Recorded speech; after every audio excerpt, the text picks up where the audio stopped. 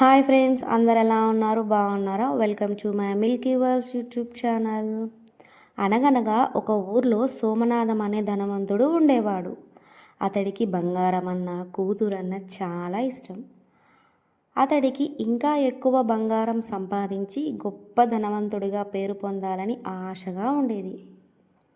అయితే ఒకరోజు రాత్రి సోమనాథం నిద్రపోతుండగా కలలో ఒక దేవత ప్రత్యక్షమై నీకేం కావాలో కోరుకోమని అడిగింది. అసలే అత్యాశపరుడైన సోమనాథం తాను ఏది తాకితే అది బంగారం అయిపోయేటట్లుగా వరం కోరాడు. అంతా విన్న దేవత తదాస్తు అని వరం ఇచ్చి మాయమైపోయింది. మరుసటి రోజు ఉదయం నుండి సోమనాథం తన ఇంటి వెనక ఉన్న తోటలోకి వెళ్ళి అక్కడ కొన్న వస్తువులను తాకి చూశాడు. వెంటనే అవి బంగారు వస్తువులుగా మారిపోయాయి. దీంతో సోమనాథం ఆనందానికి అవధులు లేకుండా పోయింది. అలా ఇంట్లో వస్తువులన్నిటినీ తాకి బంగారు వస్తువులుగా చేసుకున్నాడు. ఇంతలో సోమనాథానికి ఆకలి వేసింది. పలహారం తీసుకునేందుకు పలహారాన్ని తలకగానే ఆ పళ్ళెంలోని పలహారాన్ని బంగారంగా మారిపోయాయి. ఏది తాగినా అది బంగారంగా మారిపోతుండడంతో ఆ ధనవంతుడు తినడానికి తిండి, తాగడానికి నీరు లేక అవి కూడా బంగారంగా అయిపోవడంతో నీరసంతో కూలబడిపోయాడు. ఇంతలో చదువుల కోసం పక్క ఊరికెళ్ళిన కుమార్తె ఇంటికి రావడంతో సంతోషంగా కూతుర్ని కావలించుకున్నాడు.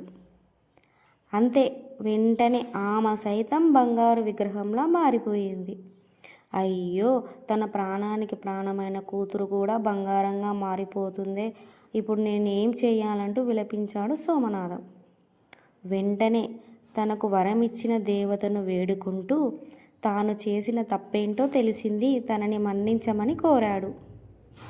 వెంటనే ఆ దేవత ప్రత్యక్షం కావడంతో సోమనాథం తనకిచ్చిన వరాన్ని వెనక్కి తీసుకోమని ప్రార్థించాడు. ఇప్పటికైనా అత్యాశ మానుకొని చెప్పిన ఆ దేవత సోమనాథాన్ని మన్నించి ఓ చిన్న కూజా నిండా మంచినీటిని ఇచ్చింది.